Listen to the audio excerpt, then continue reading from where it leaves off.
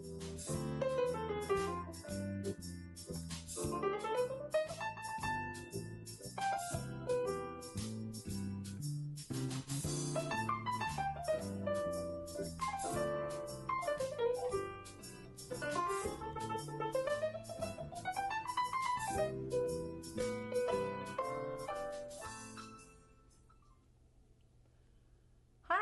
I'm Maggie Bowman, and this is Arts Alive. We're here today to talk with metal artist Dan Bowyer and see about his upcoming show at the Metal Arts Gift Show in December. So Dan, I'm so glad you could come today. Thank you. Happy to be here. I've seen a few of your pieces, but how did you get started in blacksmithing? Well, it was maybe somewhere a little over 10 years ago.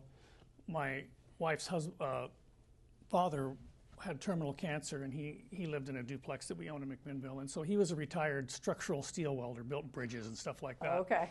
And so he made recycled metal art, yard art and stuff like that, and so he couldn't weld anymore, and so we spent the summer with him. My wife took time off work, and so I would come after work, trimmed all the bushes, mowed all the lawn. There was nothing to do, so I started doing that with him, and we made projects until he passed away and gave them away to relatives and friends.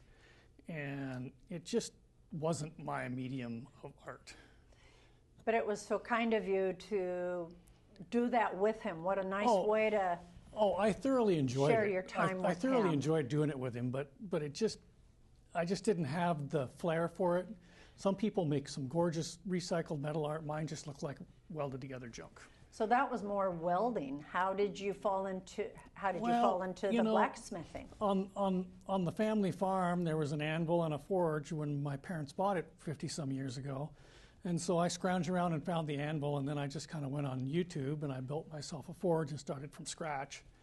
And then I came out to the Heritage Center and volunteered at the blacksmith shop there and got to know some people. And then I joined the Northwest Blacksmith Association, which we have a mentoring center at the Cowlitz County Fairgrounds in Longview. And so we meet there, close to once a month, and then we have two big events, fall and spring. And then you can take classes. They always have classes offered. So I kind of fast-tracked and took as many classes as I could. And that seemed to get me going. So you were originally self-taught? Yeah, to a certain point, and you can only go so far. And sometimes you're going backwards, instead, you're doing it wrong, and then you have to relearn. So it's easier if you learn the right way from the beginning. And so, in theory. Yeah, in theory. And a lot of it is just, I teach blacksmithing over at the Anvil Academy, and I tell people if they want to do it, I said it's just a matter of putting the time in. If you can spend 10 minutes a day, you have your own setup at home, at the end of the month you'll have a lot more skill. And it's just a matter of putting the swings in. Putting the swings in. The learning is at the other end of the hammer. Yeah, because I tell people, I said, when you take this 1-hour class, I said, you'll have more skills than when you got here, but you will not be a full-class professional blacksmith. Okay. And so, well, what can you tell me about some of the pieces you brought? Could you describe them for me? Well, I like to do kind of the organic stuff, the flowers, the animals. This is a ram's head bottle opener. That's really cool. There's a guy, Darrell Nelson. He's a well-known Northwest blacksmith out of Washington, and he's the blacksmith on site at Mount Hood Timberline Lodge. I've seen his work up there. Yes, and so I took the last animal CAD class that he taught because they have a blacksmith shop that they teach lessons at. It's the old CC camp right across the street from the gas station. And so the Forest Service about 50 years ago was going to bulldoze it down. The community said, we want to use it for an art center. So some of the other buildings they do other art in, and then they have a blacksmith shop. And so I took the last class that he had taught, and we made animal heads. We did these. We did some bear, not a bear. We did a mountain lion, and I think we did a wolf, and so he's really a world famous guy on that kind of stuff. And so that I make quite a few of these. I make fireplace sets with them on them, and then I just started making these little hummingbirds that I put on here. That's very delicate. And you're blacksmithing hummingbirds. Yeah. How? Well, all blacksmithing is just about 3 or 4 basic moves, and then you just apply those to whatever you do. Make it do what you want it. Yeah. You get it hot and hit it with a big hammer. Yeah, or a small hammer, depending on what you're doing. The other thing I like to do is I like to make leaves. So this is a cheese slicer with a leaf on it, and those are what I also like to make those. Oh, those are beautiful. And so, how did you do the one with the glass in it? Well, when you put the marble in, I take a steel marble, and then when the metal's hot, I get it all formed up, and then I just get it just the way I want it. Then I just heat it up, and I pull one side away, take the marble out, and then I get it warm, and I put the glass marble in there, and then carefully close it up. So you work the metal hot. Mm-hmm. Yes. It's a timely skill. Yeah. There's the blacksmith saying hit while the iron's hot. So you don't, when you pull it out of the forge, and it's red hot, you don't want to fiddle around and I'm going to hit it here, I'm going to hit it there. You want to have your plan together, your tools ready, and start hitting, because usually the first 4 or 5 hits is where you're going to move the most metal, and then it starts cooling off, and the cooler it gets, the harder it is to move until you finally put it back in. So tell me about the forge that you use. I use a couple of different forges. I have a gas forge that I can put big pieces in, and it gets a lot of stuff, a lot of heavy, big stuff hot. And then I have an electric induction forge. Okay. That's. I've never seen one of those. I'll have to come visit your studio. Yeah. And so for that one, a lot of times I'll do my animal heads and stuff like that, because you can just isolate the heat on a little bit, and you can still hang on to the steel with your hands. Oh. Okay. And so. And it's very efficient. It doesn't burn fuel. It just uses electricity, and it only uses it when you're putting your foot on the pedal and energizing it to heat it up. And so that's amazing. I'd like to see that one too. Like a piece like this, I could probably get that red hot in about 35 seconds, just the end of it. Wow. And so, but for the longer heats, I need to put it in the forge if I'm doing something big. So you also have been on the Art Harvest studio tour with your blacksmithing. Mm-hmm. How many years have you done that? I started in 2019, and then we had the time off, however many years for the pandemic, and so I guess I've done it, 3 years, 4 years, something like that. Well, I'm excited that you'll be in the Metal Art Show this year. This will be your 3rd year. Yeah. Presenting there. Do you work with other materials besides iron? I like to do wood, so I make a lot of furniture. I make stools. I make quite a few stools. I make tables. I make shelves. I make a lot of shelf brackets, that kind of stuff. And so, I like doing both. Years ago, I used to make furniture, and so I like the wood part. And so I usually get some black walnut or some nice maple or something like that is what I like. What would be some good beginning items to make? I mean, the first thing that comes to mind is the dinner triangle. That's a pretty good one. When I teach my class, we make an S hook, we make a J hook. I don't think, did I bring a J hook? I think I did. Sounds like you brought it. Yeah. No, I didn't. Well, anyhow, this is the leaf hook, and it's just, the J hook just doesn't have the leaf on it. So you've got the holes in it. Yeah. Are those done through the blacksmithing, or do you drill a hole? These were drilled. Okay. I usually take a round punch, and I put the little round part that swells this part. Right. And then I drill it. Some of the, I don't do a lot of traditional blacksmithing, which is where you wouldn't use a drill. You would take and hot punch that and drive it through, and the traditional joinery. And I do a little bit of that, but it's hard to sell your work unless you're really world famous, because nobody wants to pay you for all of that time. Would you tell me a little bit more about Anvil Academy? Well, it's been going on, I don't know, 5 or 6 years, and so there's probably 4 of us that teach there. Most of the people, I'm probably the only one that's not a bladesmith. Okay. Everybody that takes blacksmithing, they watch Forged in Fire and they want to make a sword or a knife or something like that. I've tried it, it's just not my thing. I've made a couple of them, and everybody says if it doesn't bite, if you don't get the bug to make it, you're not going to be. And so I'm not a bladesmith. I could do it. I've taken the classes from the people that teach out there, and I could have the skills to do it, but I don't like it. It doesn't. It doesn't do it for me. There's a whole lot of finish work, a lot of grinding. There's not as much blacksmithing involved, and it's a lot of grinding and fiddling around and fitting up the scales and doing all of that. And so that's not my thing. But there's several of the people that teach out there, Rochelle Hams and Tristan. They've all been on Forged in Fire. Who is your typical student at Anvil Academy? I get a mix of everything. I have people that'll come out with their kids, a dad and a son or a daughter. I'll have somebody with that'll come out there with adult kids. I'll just have people come by themselves. Sometimes I have some younger kids.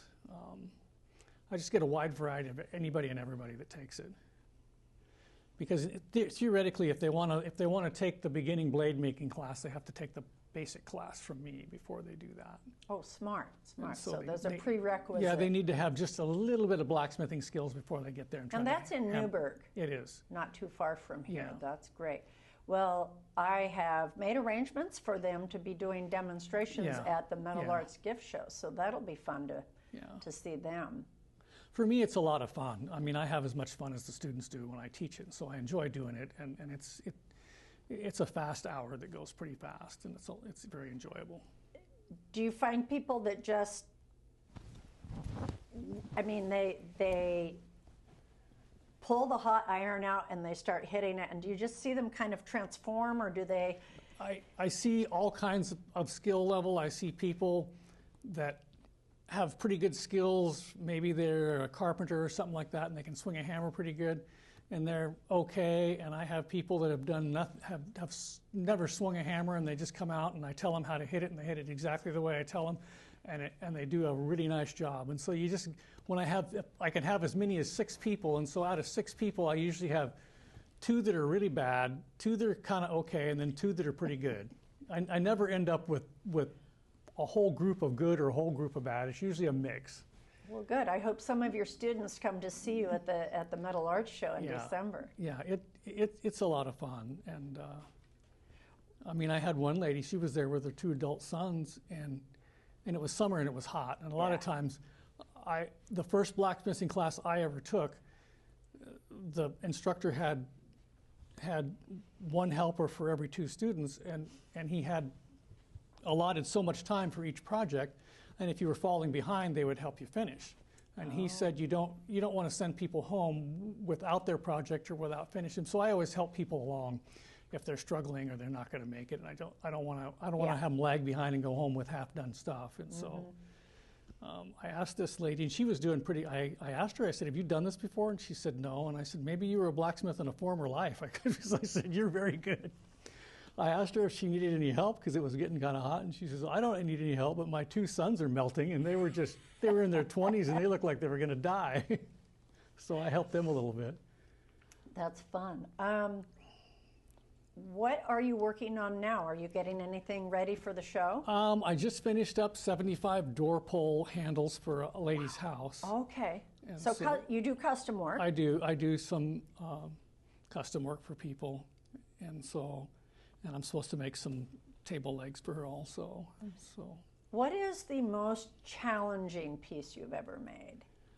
I made some mantle corbels for this guy in New York, this Russian guy in New York, and I've done quite a few things for him, and he always sends me a picture off of Pinterest that he wants done, so I don't get to design anything. He always just tells me what he wants, and then I make it. And it was just one of those things that, I'm a pretty decent blacksmith, but I haven't done it for 40 years, and there was just a couple of different scrolls, and they were tapered, and it was really hard to figure out how much material to start with because I had a set of dimensions I had to hit. Right, and a so, spiral uses up a lot of material. Yeah, and it's just, I mean, I know there's a way to do it, but I just couldn't quite figure it out. And so I spent the day rolling, unrolling the steel, cutting it off a little bit, rolling it back up, and I know there was a better way, but it ended up okay. He was kind of an interesting character. I found him he found me online, and so the first project I did for him, it was a 17th century door latch. It was about that big, and it had a little spring on it and a latch, and so we agreed on the price, and so he wanted me to do it. And sometimes when he sends me the picture, he'll say, well, I want it bigger, and so he stretched it out, and I had to put a brace in there. It wasn't going to work right. And I called him up, and he said, that's not what I want. You just build what I sent you the picture. You build what I want. And my wife said, kick him to the curb. And I said, nah, he'll come around. And so I drew some pictures and sent it to him, and I just said, I'll make it the way the picture does. But I said, you've stretched it out so far. You're going to hate it. It's structurally not correct. Changes everything. And so he finally agreed, and I put what I needed in there to make it functionally work. And then I got done, and I said, well, if you don't like it, I'll just do something else. But he says, no. He said, you have to be committed to me. I'm going to give you half of the money up front, and then you can't sell it out from under me. Like I have people every day coming in looking for a 17th century door latch. And so I finished it up, and a lot of times for those bigger projects, I just take lag bolts and I burn all the finish off, and then I heat them up in the forge, and I just pound them square. And they're all oddball. They're not machine made. They're handmade. Right. And so I threw those in there, and I sent it to him, and he said, well, I want 10 more of those bolts. So I threw them in an envelope, and I mailed them to him. And he says, I need to pay you for those. And I said, nah, I just throw that in there with the deal. And he says, no, you work hard, I need to pay you. And I said, well, you sent me $500, and I could have kept it, and you're 3,000 miles away, and what were you going to do? And I said, I could have sent the project before I got my money, and you could have said it was only worth $500. So I said, somewhere along the line, there's trust involved when you do this. And I said, if I feel like sending you 10 bolts, that's what I'm going to do. He said, well, okay. Take it or leave it. And so it was right in the middle of the pandemic, and he lived in Queens, New York. And so I sent him some information on an artist that came from Russia that demoed at our Northwest Blacksmith. I said, you're probably at home, stuck at home. And he says, no, I'm still working. Well, he rides around with the president on Marine One. It showed a picture of him in the hangar, and he's working around Marine One. And so he said he'd been flying around with those guys for 30 years, and he was getting ready to retire. So I've done a bunch of work on his retirement home. I made gate hinges, and I made some other things for him. And so just an interesting character. Yeah. Well, Dan, I am excited to have you in my show again this year. This will be the third time, our third annual Metal Arts Gift Show. And I'm excited to be in it. And that is December 14th, this coming December, and it's from 10 in the morning to 7 in the evening. And come out and meet Dan. Thank you so much, folks. Thank you. Okay, that's it. Awesome.